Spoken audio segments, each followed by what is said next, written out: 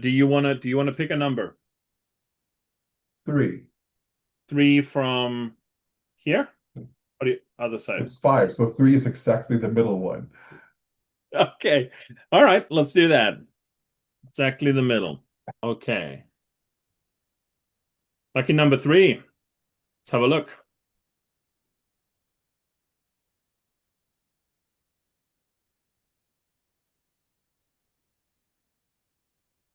All right. I don't know how they do this with like the turn it around to only show other stuff first. So we'll just work it from this side, I guess. Right? Well, that's the token is the last card. So We'll behind go this, we'll this see way. them. So the front of the here the comments. Yeah. Right. So that Okay. way So we will work our way back into the rares and the extra cards that could potentially be in there. excellent. All right. So let's have a look. The first card is Dragon's Prey, which is an instant, which we love, isn't it? Yes. The spell costs 2 more to cast if it targets a dragon, and destroy target creature. Can't argue with that. Nope. But don't try to destroy a dragon. I mean, usually these conditionals are it's cheaper if it targets something. So, but this is just, it's a common, so the power level will be lower on average, right? So it's a Yeah. good thing. It's an instant for 3, destroys any creature without limitation, but it costs more if you want to destroy a dragon. So it's good. Yeah. It's a removal spell for 3 and instant speed. It's good. Nice. Snakeskin Yell. Another Available. instant. Put a +1/+1 counter on target creature you control. It gains hexproof until end of turn. For just 1 mana? Pretty good. Yes. This is a reprint from previous set. This is excellent protection. This is something that you would want to put into Igra Yeah. because first off the counters, which Igra already does, and then hexproof. If let's say I target it with my removal spell, in response you play this and it gains hexproof. Therefore, my removal spell will now fizzle because I can't target the thing that I targeted. Plus, I get another +1/+1 on it, so that's pretty cool. All right, let's look here. Humbling Elder. Can you Yeah, actually read that? flash. Yeah, I can. Flash. When this creature enters, a target creature an opponent controls gets -2/-0 until end of turn. Yeah. So it's a 1/2 for 1 with flash. So this is if you're playing on a budget, this can provide you with a blocker at instant speed. That's what flash does. Or if something hits you for more than you can that you want to take, then you can just flash this in, give it -2, so it potentially hits you for less, and potentially even not kill your thing. So Yeah. it can have its uses. It's 1 mana, 1/2 that you can play on someone else's turn with a potential small upside. It's good. Yeah. It's good. Fortress Kingguard. Dog Soldier. When this creature enters, it endures 1. Put a +1/+1 counter on it or create a 1/1 white spirit creature token. It's it's okay. Yeah. It creates a board presence or makes itself bigger. So if Yeah, you so it's want like tokens or counters, then you can work this in. Or there might be better options, but this is not bad. so far we have a theme going, like the Dragon's Prey, the Humbling Elder, and the Fortress Kingguard. They're all like, yeah, if you're on a budget, this is pretty good, basically, Yeah, so far. which All is right. something that to be said about Dragonstorm, right? So Yeah. Tarkir Dragonstorm is that it's there's good options for when you're just starting out. Yeah. Devoted Duelist, creature, Goblin Monk with haste. Haste again, remind me. Haste means I can attack It when can attack the without turn it summoning. enters. Yeah, without summoning sickness. And Yeah. Flurry, whenever you cast your second spell each turn, this creature deals 1 damage to each opponent. That's pretty cool. And the problem with that is it's only with your second spell, right? So Hmm. the good thing about this it's a 2 mana 2/1 with haste. So you pay 2 mana, you attack for 2 right away. So it's a small creature that with the haste is what this actually is good with.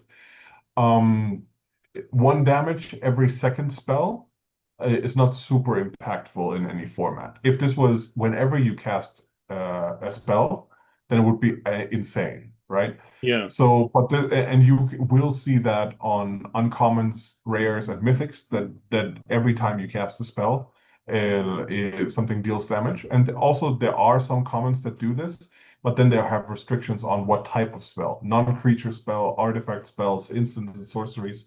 So the good thing about this is that whatever is your second spell, so you can cast this guy as your first one, and Yeah. then let's say you give it +2/+0 until end of turn and draw a card with another red card. Then you attack him for 4, you dealt 1 extra damage, and you draw a card. So there it's okay. So the synergy is important Mm. of when you do it. So it's not a bad effect, but it's just that it's only the second spell every turn that does the damage. Yeah, so So what's cool, like it's what you just good said, with what's cool about it is that yes, it's every second spell, but the truth is that means also on the term on the turn where you actually cast it, it also does that. So like you said, it's the first one itself, and then whatever you do next, as long as you do another thing, you immediately deal 1 damage to everyone else. And which is if you're playing with 4 people, that's kind of cool, yeah. especially if So you have this is other triggers.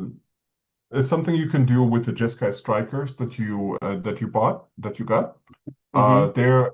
It's not in that deck, but that's the type of shell of deck where that would work.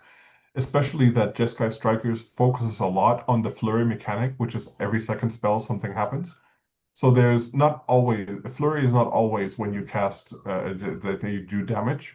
Sometimes it's when you cast your second spell, something gets +1/+1, or you create a monk with prowess, or you draw a card, depending on the card. So flurry is just it's a blanket thing that every second spell sorry, the second spell each turn, something will happen. In this case, it's damage. So it's not a bad thing, but again, it's a budget option for something, right? Mm. So Yeah, cool.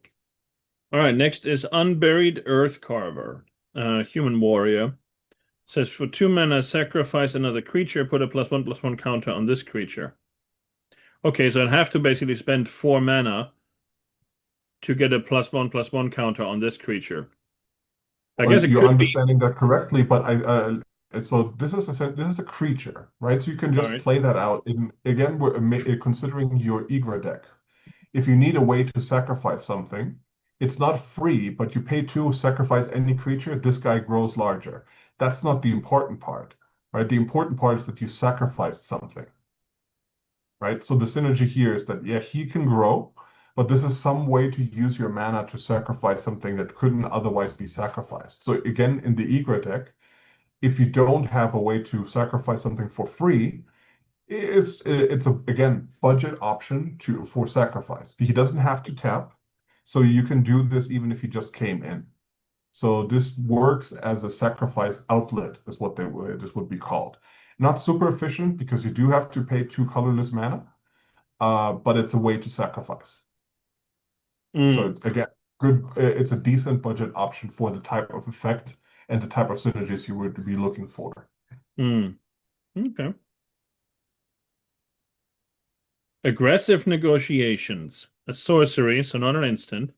Target opponent reveals their hand. You choose a non-land card from it and exile that card. Put a +1/+1 counter on up to 1 target creature you control. That's pretty good, though. It is, but the same effect, you can find it in instant Mm, for just 1 mana. mm. So this So it's is not. Mm, if you don't have them and you collect, so this would be like Kozilek's Command, Duress, and Thoughtseize. Not Thoughtseize. There are other cards that are instants also at common and uncommon mm-hmm. that don't put a counter on, but the thing that you want from this type of effect is to look at someone's hand. And it's actually better in multiplayer because you reveal the hand, so everybody gets to see it. So if you Mm, want to disrupt someone, and so you take the most impactful thing in their hand, and everybody knows what they have in their hand at that point in time. mm, So the effect is good, but you can get it for cheaper. So this is in the sense of mana value, right? So I would not recommend this because the others are just so accessible. It's like a 10-cent card that you would find this on. So this is not even a good budget option because in for the same card value as an actual money value of this card, you have this effect at instant for cheaper. Oh, okay. All right. Well, it goes to the left.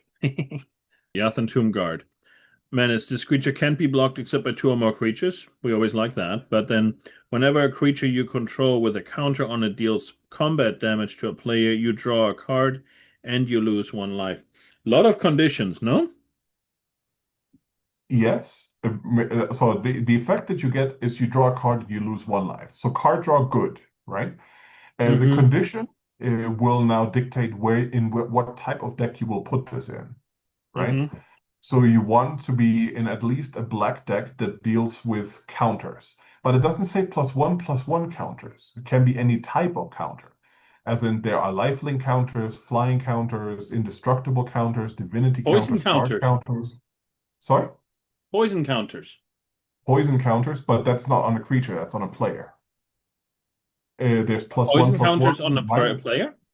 Yes, poison counters are put on players. Oh, okay. Interesting. But I guess So realistically, uh-huh. this is an engine to draw cards because is whenever a creature you control with a counter deals combat damage to a player. So let's say you have 1/1 insects, right? Mm-hmm. But you're able to put +1/+1 counters on each of them. So for each insect that hits a player, you get to draw a card and lose one life. So this has potential to draw you lots of cards at the expense of a life and the condition that something has counters on it. So in the right shell, like a black deck with something else that puts counters on stuff, this can draw you cards. So it might Mm, not be your main focus, but this is a good way in black plus something and counter synergies to draw cards. mm. Not a I bad see. thing to have, but Okay, it so needs to be in the right place. needs to be in the right place, like a black deck in this case. All right, let's get into something more interesting here. We have an uncommon Sonic Shrieker. Um, Flying, first of all, so a dragon that flies. Whenever this creature enters, it deals 2 damage to any target, and you gain 2 life. All right. If a player is dealt damage this way, they discard a card. All right, I like this, but it's expensive, right? You need like 5 mana in different colors for this. It's a decent dragon, right? It's Hmm. uh, it's not super aggressively costed, meaning it costs more than the power that it provides. The effect is small, but it's a 4 life swing. You deal two and you gain two. So his life goes down, yours goes up. So that's a Hmm. 4 life swing. It's just as it enters, right? Hmm. And since it is to any target, if you deal it to a player, then they discard a card. So this is not card advantage. This is card disadvantage for your opponent, right? So Mm. 4/4 body for 5 that gives you a 4 life swing, and they lose a card resource. It's a decent budget option for dragons if you're in the right colors. My dragon deck is 5 colors, so it would go there, but there are better dragons out there.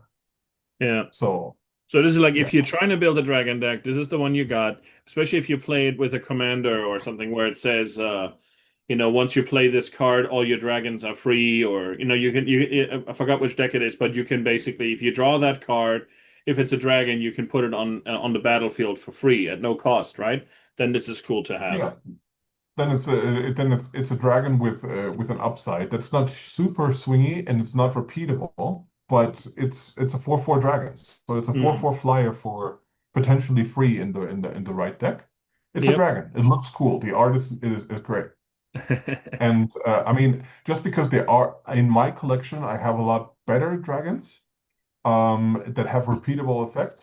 And this would not be my first choice, but it's a dragon, and I would at least try it to see how it feels in the deck that I put it in. So Yeah, yeah. good point. All right, let's keep going. Shocking Sharpshooter, an uncommon creature, human archer with reach. Nice, we like reach. Whenever another creature you control enters, this creature deals 1 damage to target opponent. Okay, Well, that's nice. For just 2 mana, I get to put him on. He can reach my flying guys, and whenever I cast another guy, this thing deals Not damage when you to a target. cast, whenever another Whenever another creature creature, yeah. enters. Whenever another creature Enters. enters. Hmm. And the enters part is important. How about things that create the Mardu deck that you have that creates tokens, Hmm. right? So whenever it doesn't say non-token, it just says creature. So you Hmm. put this guy in, and you have the commander of that deck that when he attacks, when you go to combat, he mobilizes three. So Hmm. you create three attackers, and this guy deals 3 damage without even before combat damage is dealt. So this guy is good to have on the field. He will never be an attacker, but he will be a synergy piece for something else. This would slot well into any token deck that has red in it. So this is what I say. Like this is an uncommon that is deceptively powerful because it won't do much, but it enables you to deal a lot of damage with your other effects that create tokens, and just puts a bunch of things on the field. This is pretty good. Hmm. This effect can be found multiple times across Magic. Some say each opponent, some say target opponent, and some have other conditions. So this is just creature enters, right? Doesn't count itself because it says another, but for everything else that comes in while he's on the field, you deal 1 damage. And other damage amplifiers, like whenever a red source you control would deal damage, it deals double or triple damage. This is affected by it. So that 1 damage is deceptively powerful because of how it is worded. I would actually play this in a deck that I have currently built, right? So would you say out of all the cards we looked at, this is actually currently the best card we've pulled so far, isn't it? This is the most playable because the you already have a deck with this where out of the box where this would you can just change one of the creatures into this one, and that deck would be better for it. Mm-hmm. Yeah, And which one would you say that goes into? the Mardu, I forget the name. The Mardu Mardu, Surge. the Mardu Search. You can find a place for this card in that deck easily. That's actually interesting because I don't think I've played Mardu Surge against you yet. No, I don't think you played it against me. You said you played it against your daughter That's right, I did. Mardu Surge has Zergo Stormrender as the as main commander. the main commander. Yeah. Okay. Well, that's cool. Yeah. I got that right here. I will make a note. That deck creates the Mardu Surge has a lot of cards in it that say mobilize. So mobilize is whenever this creature attacks, create a tapped and attacking creature, right? The mobilize might be different on different cards. So this with other creatures on the battlefield, the Zergo just creates at least one. So the sharpshooter on the field and Zergo attacking would deal 1 damage just because you declared an attack because it creates a token that enters, right? So you would have to look through what creatures or spells don't do something super beneficial in that deck for you, Hmm. and slot that in here and then test it out. Just because there are more creatures in the Magic history that do something when creatures enter, and you Hmm. probably already have some more in that deck. But that is a place where this card could go, right? This is an example of you could consider putting it in that deck. Yeah. It's Very even from cool. the same set, so it doesn't even clash. Yeah. Exactly. It doesn't even flash. What do you mean? It doesn't even like? There's no Oh, flavor clash. Yeah. clash, Yeah. Yeah. Yeah. Yeah. Yeah. right? No conflict in flavor. Very cool. All right. So we got that. Next is. Oh yeah, I have one of these. Kishla Skimmer. Yeah, good card. Flying. Whenever a card leaves your graveyard during your turn, draw a card. This ability triggers only once each turn. Yeah, Yeah. it's in one of the commander decks already. So in the Sultai Arisen, Mm-hmm. it's in there already. Yeah. So Okay. that's yeah. If you build something that has blue and green in it, and it makes cards come back from your graveyard, you want this in there to draw at least one card. It's a good card. Two Huh. two flyer for 2 with upside. Great. Nice stuff. I'll put it over here with the shocking sharpshooter. Okay, we're into the rares now. The Corsi or Quarcy Revenant, a creature vampire. Flying with Death Touch and Lifelink, and it has Renew, meaning two colorless and one black. Exile this card from your graveyard, put a flying counter, a Death Touch counter, and a Lifelink counter on target creature. Activate only as a sorcery. This is what I was saying with the previous card, the black card that says when the black creature, that if a creature with a counter on it deals damage, these Hmm. flying counters, death touch counter, or a lifelink counter would count towards being a counter on the creature, right? Hmm. So this is yeah, this is a decent rare, right? So this is like a synergy in the same pack that you can see, right? So this thing, if it's in your graveyard, the Quartzy Revenant. If the Corsi Revenant is in your graveyard, you can pay 3 and then put 3 counters of different types onto another creature. Then so it's yeah, so it works, right? It activates the Tomb Guard to draw a card and lose a life when it deals damage. The counters, the flying counter, death touch counter, and lifelink counter, they provide that keyword ability to the permanent that the counter is on, right? So if you give, for example, if you exile the Corsi Revenant from your graveyard and put all 3 counters on the Tomb Guard would then have Menace, Flying, Death Touch, Lifelink, right? Because he has counters that convey the keyword ability to him. Make sense? So, yeah, so these two definitely put in a deck together to try it out. Well, it's just an example of how that synergy would work, right? So this is if you put the Corsi Revenant in the deck. Of course, the Corsi Revenant is already decently priced, right? It's 3 mana for 3/3 that flies. That's already great, but it not only flies, it death touches and it lifelinks. So it's an excellent attacker. It's a wonderful blocker, and it has evasion in the flying ability. And you can reuse it from your graveyard if you don't have an effect that brings it back. So it's good. Is it outstanding? No, but it's well priced with a lot of things that you would want in different decks. Hmm. Yeah, All right. Okay, cool. Corsi Revenant. Essence Anchor, an artifact. At the beginning of your upkeep, surveil 1. Look at the top card of your library, you may put it into your graveyard. And then if I tap it, I can create a 2/2 black zombie druid creature token. Activate only during your turn and only if a card left your graveyard this turn. It's like a lot of ifs. this is it's ifs, but again, in the right deck, this does everything you want. Like in again, Sultai Arisen. Surveil lets you look at every upkeep. You look at one card and you can decide to put it in your graveyard or not. Right? You either keep it there. This is before you draw your card, actually, right? Because Hmm. at your upkeep, so it's upkeep, untap, upkeep, draw. That's how the sequence is. So before you actually draw your card for turn, you can look at it and decide if that's the one you want or you rather have it in the graveyard.